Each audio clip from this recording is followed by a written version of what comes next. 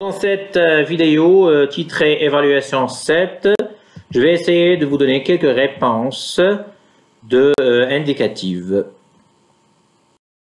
Alors, pour la première question, Henry Mintzberg est l'un des auteurs de l'école de la contingence. Pourquoi? Car Henry Mintzberg s'oppose lui-même à l'idée qu'il existe une structure idéaliste, une structure universaliste adaptée à toutes les entreprises. Mais chaque entreprise, chaque organisation a sa structure adaptée et cette structure dépend de plusieurs facteurs qui, selon Henry Mintzberg, l'âge et la taille, l'environnement, le système technique et le pouvoir. En ce qui concerne la deuxième question, expliquez le rôle du centre opérationnel, de la ligne hiérarchique, du technostructure, de la fonction support logistique et du sommet hiérarchique. Alors, 1. Le rôle du centre opérationnel, c'est la réalisation des opérations directement liées à la production des biens et services. Ces opérations ou ce travail est réalisé par des opérateurs. 2. La ligne hiérarchique, généralement constituée par des cadres, par des contremaîtres. Leur rôle, c'est assurer la relation professionnelle entre le sommet hiérarchique et le centre opérationnel. 3. La technostructure, qui est composée d'analystes spécialisés, des experts. Donc, leur rôle, c'est la planification des travaux des autres et le contrôle de la bonne réalisation des objectifs fixés par le sommet hiérarchique. 3. La fonction support logistique. Cette fonction a pour rôle d'assurer la fourniture aux différents services internes. 3. Le sommet hiérarchique. Il a pour rôle la prise de décision stratégique, la fixation des objectifs dans le long terme et les moyens pour réaliser ces objectifs, donc fixer la stratégie d'entreprise. Généralement, il est constitué par des managers qui orientent l'entreprise dans le long terme et qui ont une vision globale et des responsabilités larges dans l'organisation. Ainsi, ils sont chargés, donc ces managers, de la discipline, donc du contrôle dans l'organisation et la gestion de relations avec l'environnement de l'entreprise. En ce qui concerne la question numéro 3, expliquer l'impact de l'âge, de la taille, l'environnement, le système technique, le pouvoir sur la structure d'une organisation, selon Henry Mintzberg. Alors, commençons par le premier, l'âge et la taille. Selon Henry Mintzberg, plus que l'organisation est ancienne, plus son comportement est formalisé. شحال ما كانت عندنا واحد l'entreprise اللي قديمه elle a acquis de l'expérience, اللي تعلمت, elle a consolidé un savoir, plus que toute opération dans cette entreprise suit des règles, تتبع مجموعه ديال القواعد اللي هي مكتوبه. C'est un comportement qui est formalisé. Ça veut dire اي اوبيراسيون دارت في l'entreprise il كتبع واحد القواعد اللي هما مكتوبين. En ce qui concerne la taille, puisque l'entreprise est grande, d'accord, sa dimension elle est grande, plus son comportement est formalisé. يمكن كنكونوا à 10 ouvriers, مازال on suit pas des formalités, des règles, ولكن من الشركه كتكبر, d'accord, غنوليو 1500 او لا 2000 في l'effectif ديال l'entreprise. Donc l'entreprise adopte un comportement plus formalisé. Alors aussi, Henry Mintzberg ajoute que l'entreprise, lorsqu'elle a une grande taille, plus sa structure est élaborée. Donc peut-être que l'entreprise elle est de petite taille, elle n'a pas encore de structure. Mais après, elle devient une très grande entreprise. Là, il y a une spécialisation dans les tâches, il y a une différenciation dans les unités, il y a un développement, bien sûr, du travail administratif. Ici, cette grande taille impose l'élaboration d'une structure. Donc, يمكن كتكون مقاولة صغيرة ما عندهاش لا structure, ولكن dès que المقاولة la dimension ديالها كتكبر, هنا كتولي كتimposer le choix ou la mise en place ou l'élaboration ديال واحد la structure.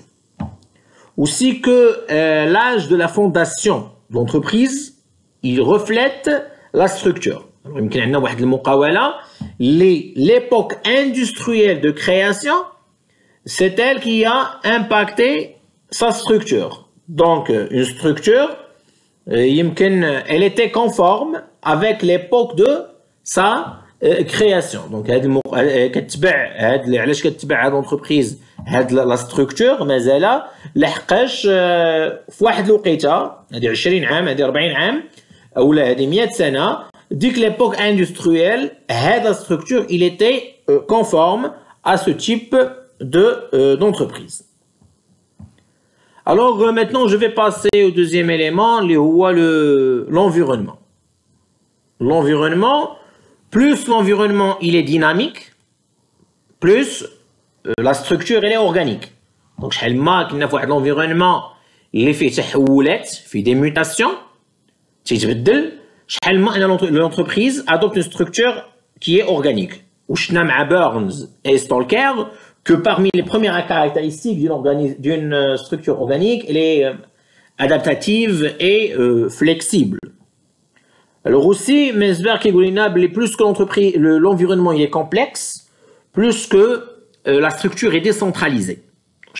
Quel environnement il y a une décentralisation du pouvoir de décision et de contrôle. Bien sûr, au centre de compétences et d'expertise. Quand décentralisé, avec la décision. La centralisation de décision, le sommet hiérarchique, là, c'est décentralisé à d'accord, par domaine de compétences et d'expertise. Alors aussi dans l'environnement, Mensberg insiste que lorsque l'entreprise réalise des opérations ou là à plusieurs marchés ou là des marchés diversifiés, l'organisation en sous-unités organisées. Donc l'entreprise كتقسم en sous-unités organisées اللي كانت كتخدم مع أسواق مختلفة.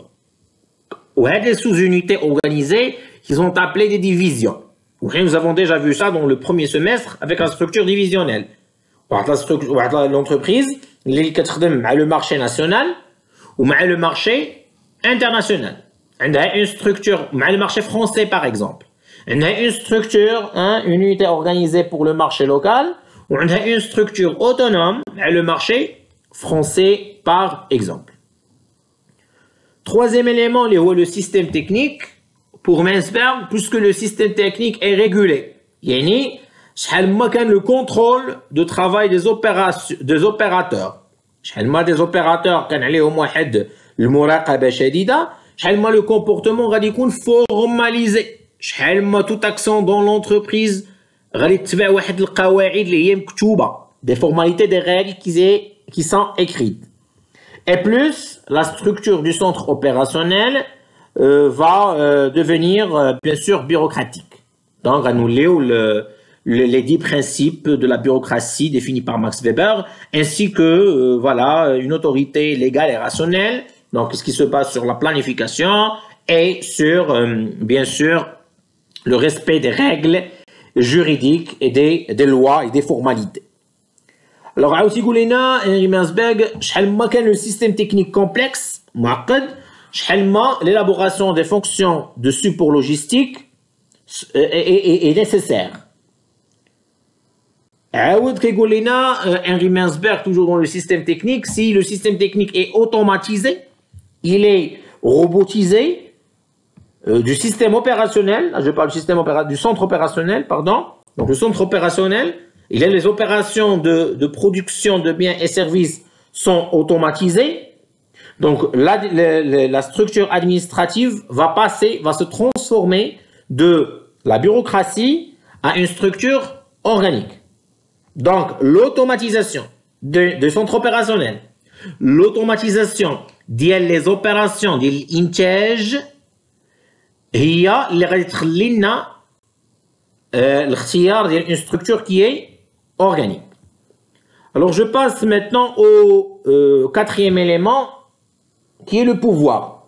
Pour Henry Mensberg, plus le contrôle externe qui s'exerce sur l'organisation est puissant, plus la structure Une organisation, elle est centralisée et formalisée.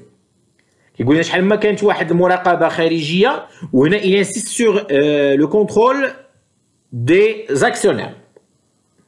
Alors شحال ما كانت هذه المراقبة الخارجية كبيرة شحال ما l'entreprise va être ou va adopter une structure centralisée et formalisée. Alors شنو هي هاد la relation بيناتهم؟ Tant qu'il y a un contrôle extérieur élevé, l'entreprise va centraliser le pouvoir au niveau du sommet stratégique. Donc la prise de décision arrive le haut de la structure et elle va formaliser son comportement et elle va adopter et mettre en place des règles مجموعة من القواعد اللي خاص يتبعوها العمال ou les travailleurs ou les salariés tous leurs travaux dans l'organisation.